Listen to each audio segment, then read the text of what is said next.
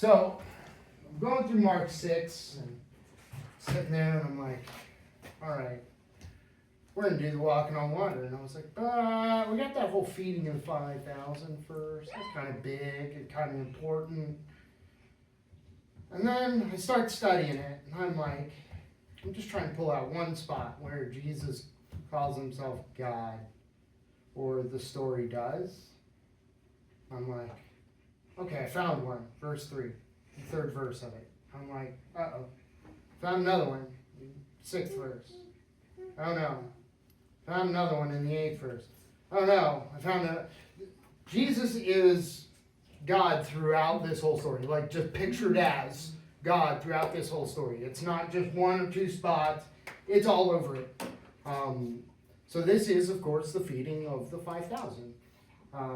Now it comes from Mark chapter 6, verses 33 to 44. I'll try to be relatively quick, but that's a lot of words. All right. And people saw them going, and many recognized them and ran together on foot from all the cities and got there ahead of them. When Jesus went ashore, right, so they're watching the boat come in, and they're like, ooh, we got to get to where they're going. Want to be there. Right? Saw a large crowd, and he felt compassion for them because they were like sheep without a shepherd. And he began to teach them many things. When it was already quite late, his disciples came to him and said, this place is desolate and it's already quite late. Send them away so they may go into the surrounding countryside and villages, buy themselves something to eat. But Jesus said, you give them something to eat. And they said to him, shall we go and spend 200 denarii on bread and give them something to eat? And he said to them, how many loaves do you have? Go look. And when they found out, they said, 5 loaves, 2 fish. And he commanded them all to sit in groups on the green grass. They sat down in groups of hundreds and of 50s. And he took the 5 loaves and the 2 fish, and looking up toward heaven, he blessed the food, broke the loaves, and he kept giving them to all the disciples to set before them. Divided up the 2 fish among them all. They all ate and were satisfied. They picked up 12 baskets of broken pieces, and also of the fish. There were 5,000 men who ate the loaves. All right. So what all does this talk about, right? Number 1, Jesus has compassion on them. He comes and he sees them all gathered together, and he has compassion on them. Now, this is also seen in Exodus 34:6. That there's this extra compassion, even for people you may not know, or who may not know you. At least coming from God. Jesus doesn't know these people. At least most of them. But it says he felt a great compassion for them. Now in Exodus 34:6 it says, then the Lord passed in front of him and proclaimed, the Lord God, compassionate and gracious, slow to anger and abounding in loving kindness and truth, who keeps loving kindness for thousands, who forgives iniquity, transgression, and sin. Yet he will by no means leave the guilty unpunished, visiting the iniquity of the fathers on the children and on the grandchildren to the 3rd and the 4th generations. Who has compassion on the people of Israel? Okay, God does. Yeah.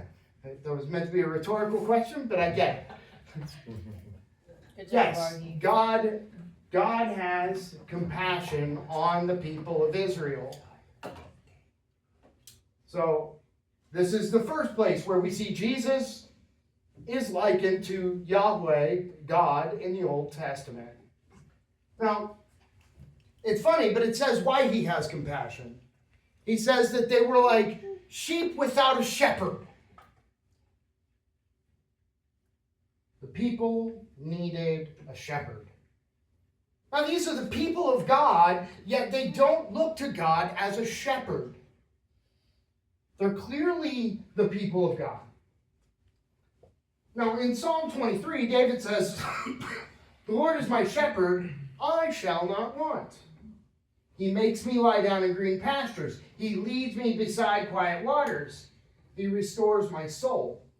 He guides me in paths of righteousness for his name's sake. The Lord, that's Yahweh, is my shepherd. I shall not want. Now, we're about to get that second half of that I shall not want in this. Right?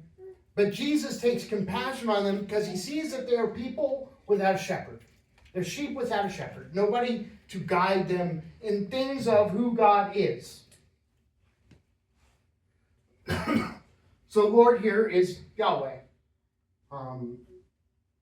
The shepherd is Yahweh. Jesus is looking at these people of Israel, looking to be that shepherd. I am the good shepherd. Right? That's John 10:11. Jesus is calling himself, by likening himself to the shepherd in Psalm 23, he's calling himself God. Yes, Rich. Well, I mean, it's almost like Psalm 23 is prophetic. I mean, and I never thought of it that way. But the other part of Psalm 23 that it says, "You set a table for me in the presence of my enemies." Yep. And that's actually covered as a prophecy elsewhere, right? The Lord said to my Lord, right? But you all like the Psalms, you can go through pretty much any of the Psalms, and you can see the allusion to Christ, right? You know, my God, why have you forsaken me? That's Jesus' proclamation on the cross. It's also the beginning of Psalm 22, right? Where Jesus is explaining what is happening to him. Right? That's all he's doing, right? Everybody looks at that and they go, oh, well, you know, why is Jesus, you know, calling on God here? That just sounds weird. But he's not. He's clearly the same way that he says, no longer shall you say an eye for an eye, right? He's not. He's going, look at the death penalty, right? No longer shall you issue a certificate of divorce. He's saying, look at the passage about divorce, and let's reevaluate it through these spiritual eyes. So in the same way, right, as that, yeah, Psalm 23 does appear to be, and this appears to be an allusion to Psalm 23, and vice versa, right? So yes, Augie.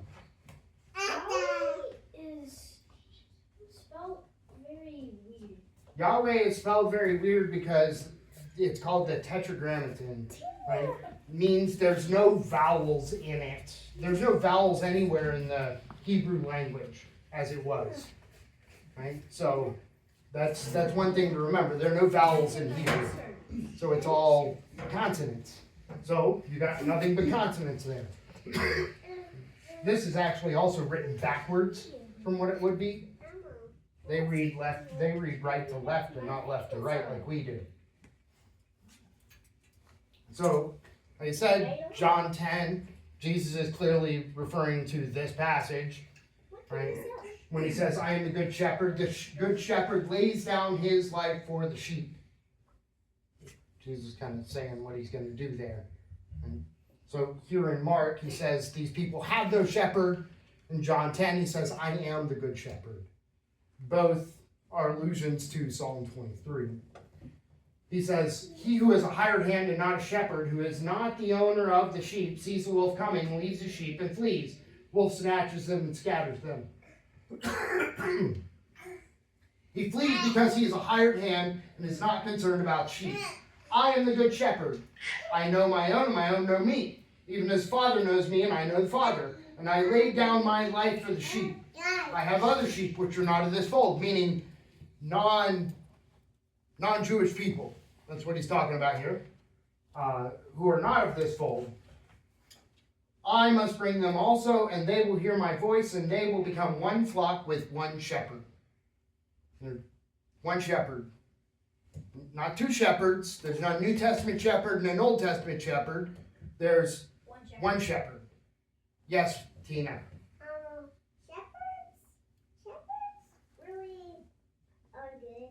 Yeah, shepherds really are good. I agree. Tina. So, now, here's something that we tend to mess up in churches.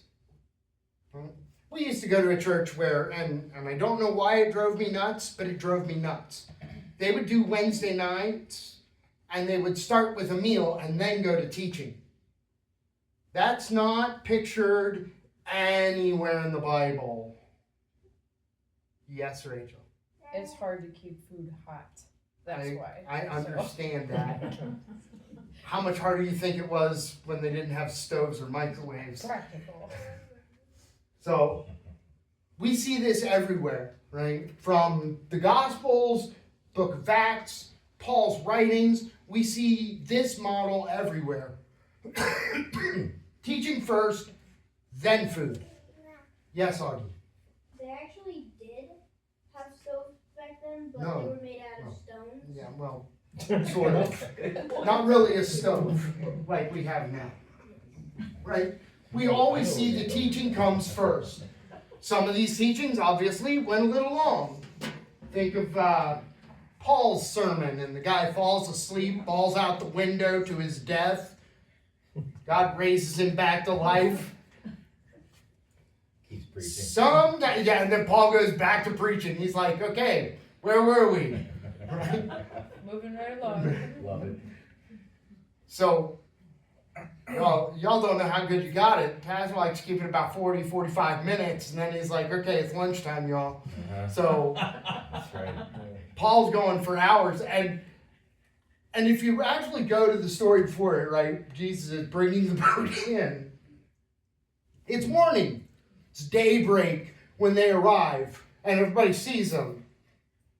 And then it says it's getting quite late. How long have they been going? Like 10, 12 hours. And then Jesus is like, oh yeah, they might want to eat at some point. Well, the disciples are like, hey, we might want to send them off to go eat at some point. Jesus is like, what? We got food? They're like, we got like 5 loaves and 2 fish, Jesus. He's like I said, we got food. So it was daybreak when they started. It was nearing sunset when he feeds them. He looks at his disciples and their question of sending them home. And Jesus says to them, you feed them. Yes, Tina. You asked for this.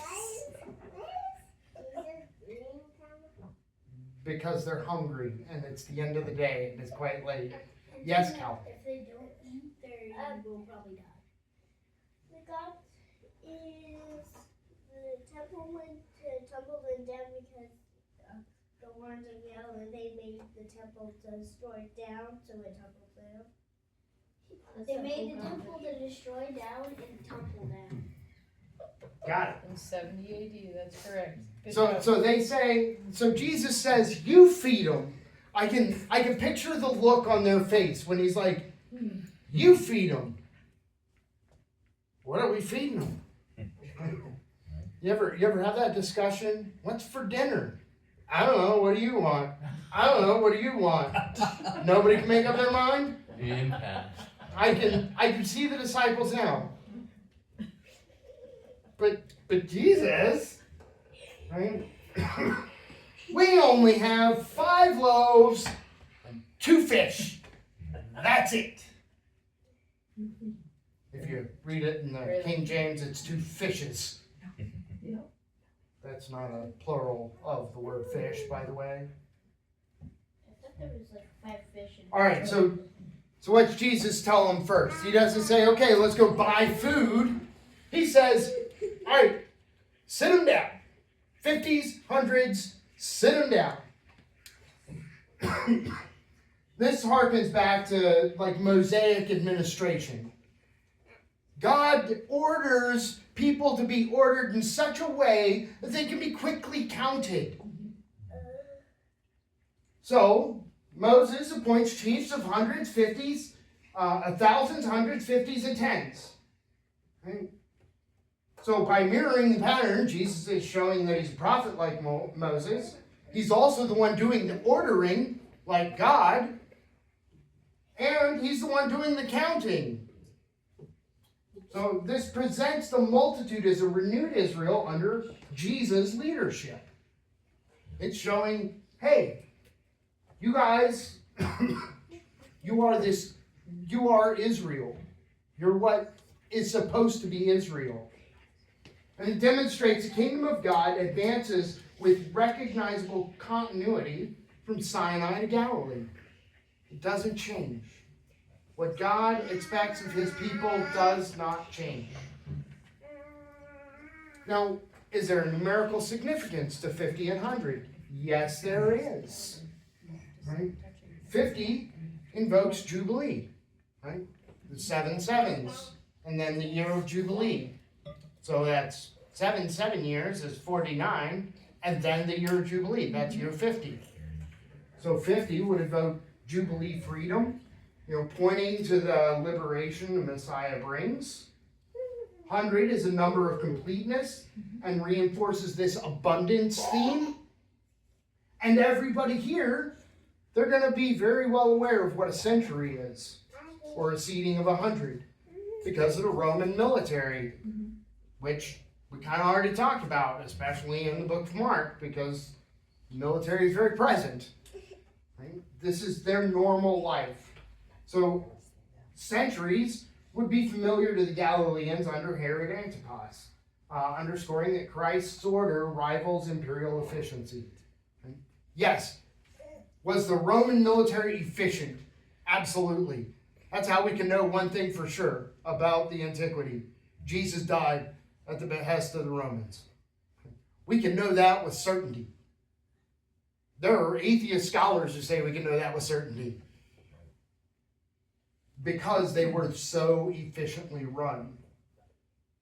100 people, it's very efficient. I can count to 50. Counting to 50 is easy. But it also gave for a logistical order. Easy way to count those people. Easy way to make your way across all the groups of people. We are not talking, so we say 5,000, we're not talking 5,000. It is somewhere between 15 and 20,000 more likely. Because it says 5,000 men. Right? So they are putting 5,000 men, or 50, group of 50 men, plus, they have children, wives, so on and so forth. So 12 disciples, they divide the bread and the fish quickly, and they are assigned roughly 8 to 10 tables of people, right? Groups of 50 to go to. Just counting 5,000 people would be crazy, unless you only got to count the 50 groups of 100 or the 100 groups of 50. That becomes much simpler. So it becomes easier to see how they knew 5,000 men were there. Okay, you 50 men go here, you 50 men go there, right? Remember, they like to recline when they eat, so the Lord is my shepherd, I shall not want. He makes me to lie down in green pastures. He restores my soul. Hey, that's all there. So 5,000 men is not 5,000 men. Right? The count is how many? Right? Because it does say 5,000 men ate. So it's not including women or children. Average family size, 3 to 4, and that's if you count the fact that there are single men. Right? There are obviously going to be single men in the groups.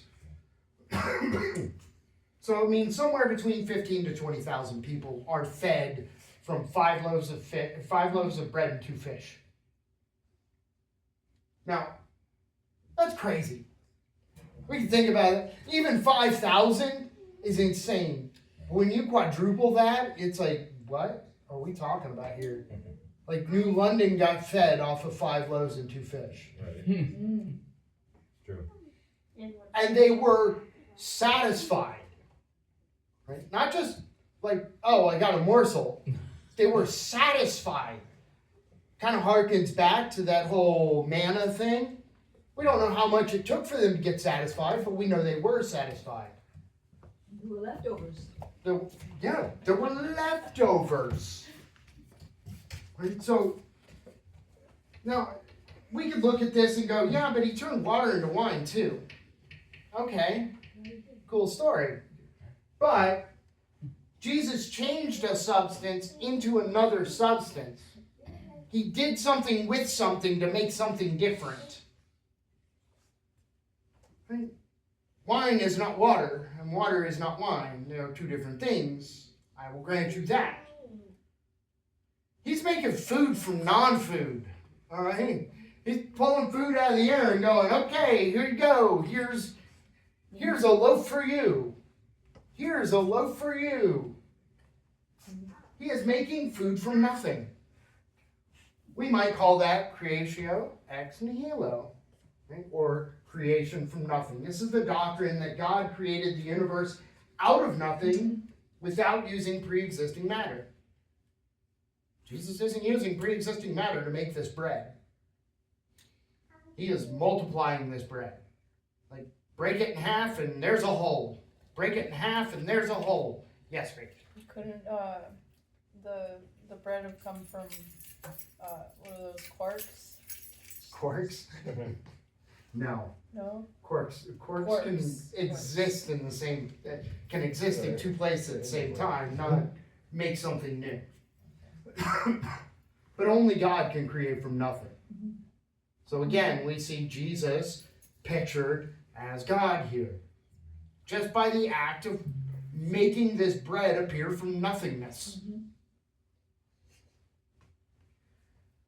Reminds me of a couple of passages. Now, these passages, to me, are super important because these two passages are two of the 7 places you will find changes in the New World Translation, which is Jehovah's Witness Bible.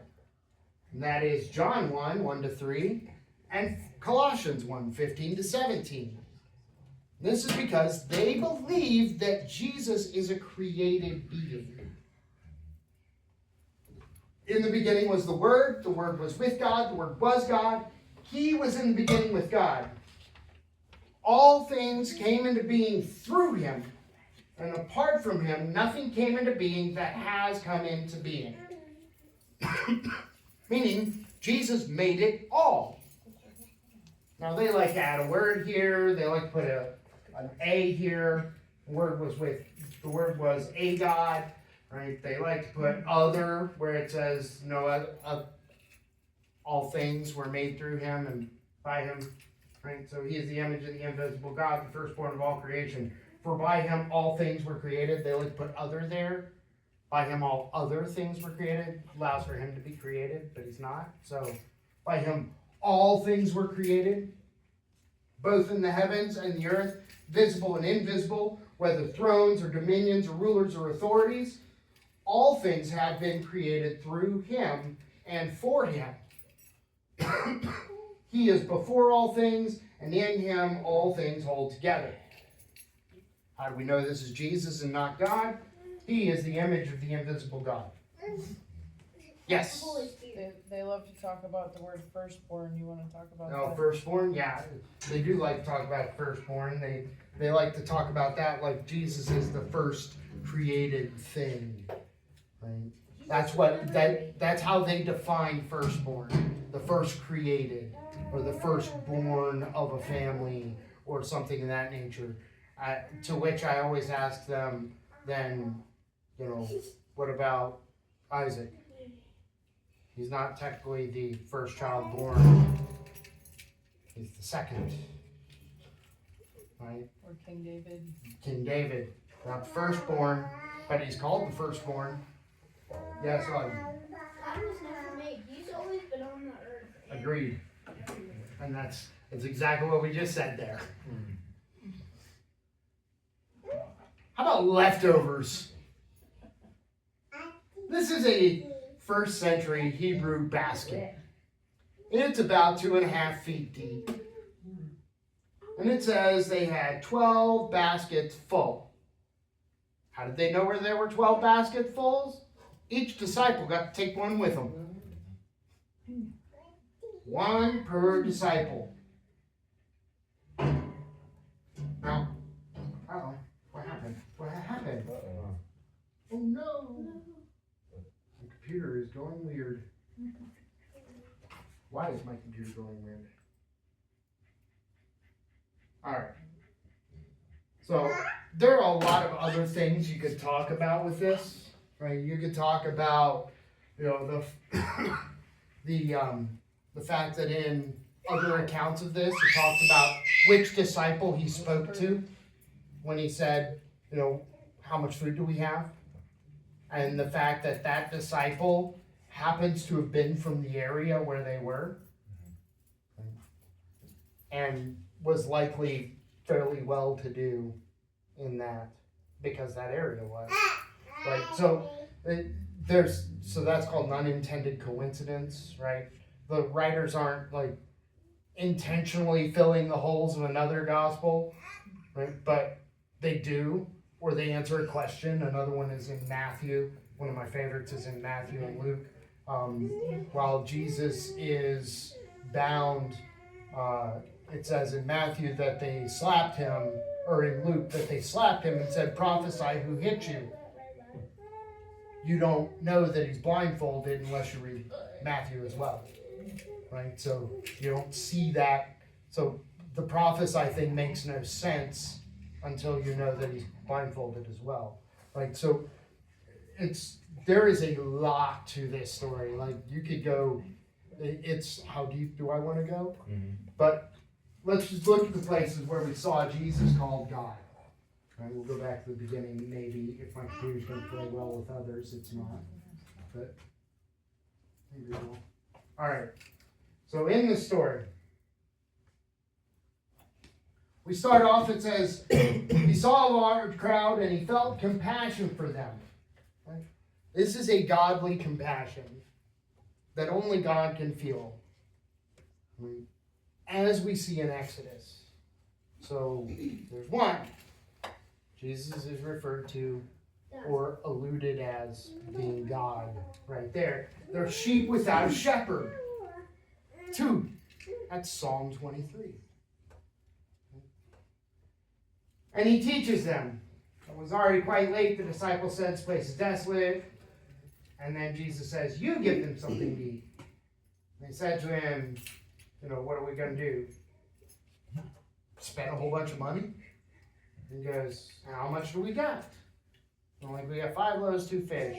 He's like, "Tell them to sit down." Once again, "Lord is my shepherd, shall not want. He makes me to lie down in green pastures." Right? So there's Psalm 23. So now we're at 3.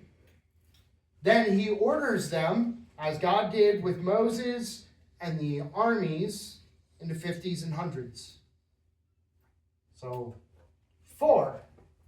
Then he multiplies the bread from non-existent sources, much like God with manna in the wilderness, so that they had their fill. Remember, God said, "Take no leftovers with you," when it came to the manna, because it would rot. Except for on the Sabbath. You were allowed to have extra manna going into the Sabbath because you weren't allowed to collect on the Sabbath because that was a rest day. So that's 5. There are 5 spots in this story where you can reasonably look at it and say, Jesus is either referring to himself as God, the story is referring to him as God, his actions are referring to him as God, or the writer is referring to him as God. Yeah. And it's interesting that it's his deeds that are saying that he's God. At this moment, I can't think of him ever saying, "I am God," but I can think of a number of places where he says, "I'm the Son of God. I'm the Son of Man. I'm the Son of Man," but never the Son of God. Yeah.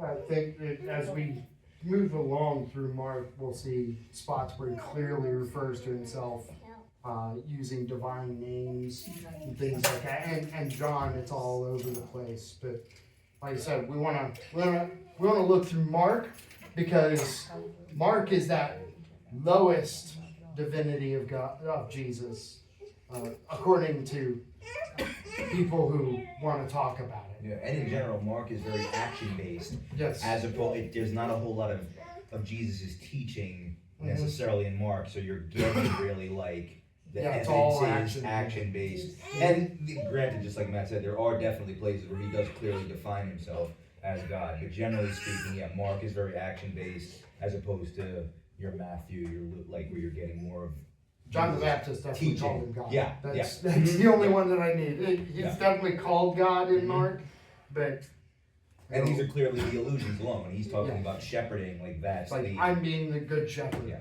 and that's Psalm 23. Right. So, key takeaways from this are that Jesus is clearly, showing himself to be divine by who he is and what he does. And just having that shows us, kind of, and this is the whole bent of Mark, right? Peter isn't out there, and if we believe what is written, these are Peter's teachings being recorded by a scribe named Mark. I mean, Peter's teachings are clearly pointing people to, okay, this is what we did. Right? Here's where we went, here's who we saw, here's what we did. And the entire time Jesus is calling himself God. Right? Through his actions, through his words, through his motives, and through the allusions that are to Scripture. So, right. Anything else? It's good. Sold. I think.